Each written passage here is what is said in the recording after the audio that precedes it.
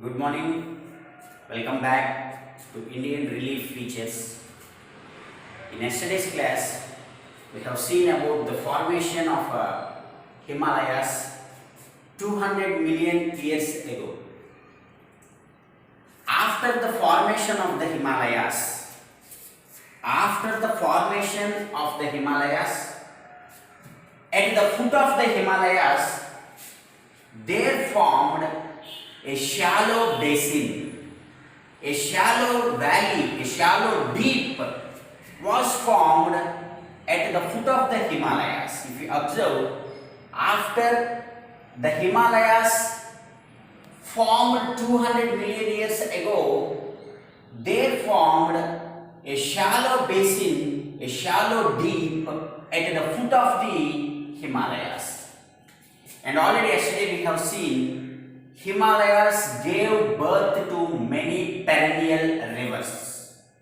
Rivers like Ganga, rivers like Brahmaputra, Indus had their origin in Himalayas.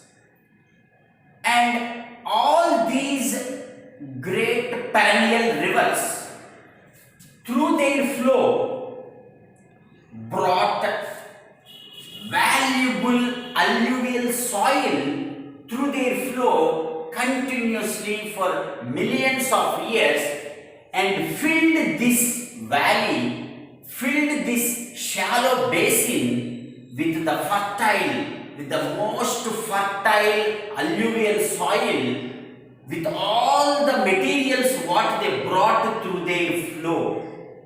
So dear students, try to understand, when the rivers had their origin, all the rivers with their flow brought fertile alluvial soil and covered this shallow deep valley, and that resulted in the formation of a Indo-Gangetic plain, which is formed 20 million years before.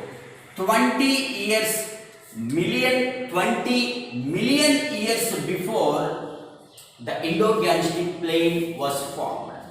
And very important thing, this Indo-Gangetic plain is the world's largest aggradational plain. And you can clearly come to know this plain is formed because of two major great rivers. One is Indus River and another one is Ganga River. And if you observe, dear students, these two rivers, Ganga River and Indus River, the Indus, this total Indo-Gangetic plain, the Indus plains and the Ganga plains. What are Indus plains?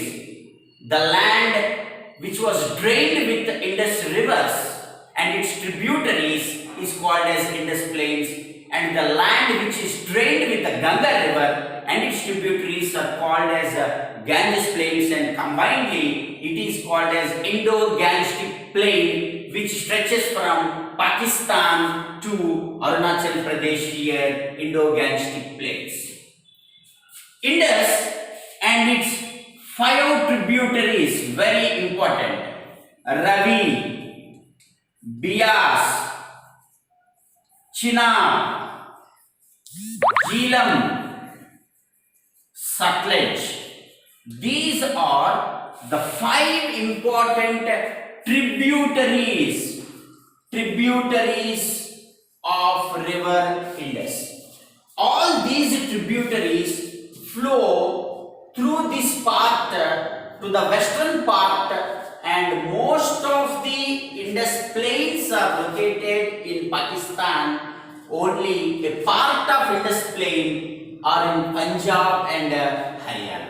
So completely these Indo-Gangetic plains are divided into 3 parts: western part of Indo-Gangetic plain, central part of Indo-Gangetic plain, and eastern part of Indo-Gangetic plain. You can find Indo-Gangetic plains in 3 parts.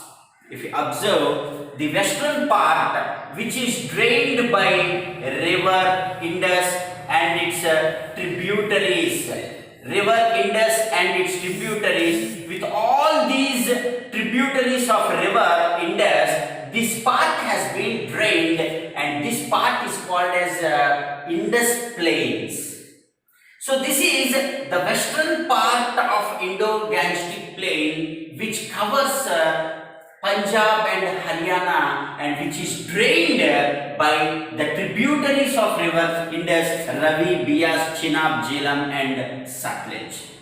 And we have the next part, the central part of Indo-Gangetic Plain, and this central part of Indo-Gangetic Plain starts from Ghaggar to Teesta. Ghaggar to Teesta, this Indo-Gangetic Plain is extended, the central part of Indo-Gangetic Plain is extended from Ghaggar to Teesta. And this covers Uttar Pradesh, Bihar, Jharkhand, some parts of the West Bengal. You can clearly find which are drained by these rivers Son and Kosi, which are the tributaries of river Ganga. These parts are being drained by these tributaries of river Ganga, Yamuna and its tributaries, and that is the central part of Indo-Gangetic Plains. And the eastern part of the Indo-Gangetic Plains, which is completely drained by the Brahmaputra river, which you can find in the eastern part of India. So, coming to another important point, the Indo-Gangetic Plains, through their flow, we have seen brought a very alluvial soil which has been deposited in all the parts at the foot of the Himalayas. So, dear students, by their flow, we find different land features, and if you observe, one of the important features you should know is about the doab. So, what is a doab? A fertile land between two rivers is called as a doab. Between two rivers, the fertile land what we have, it is called as a doab, and that is called as a doab feature. And the rivers, the Indo-Gangetic Plain is having different types of land features. One is called as Bhabar, and the other one you have to know is about Terai. These two are very important for half-mark answers or one-mark answers. What is Bhabar? Rivers, through their flow, we have seen, they brought different pebbles, and they were deposited at the foots of the Sivalis, foots of the Himalayas.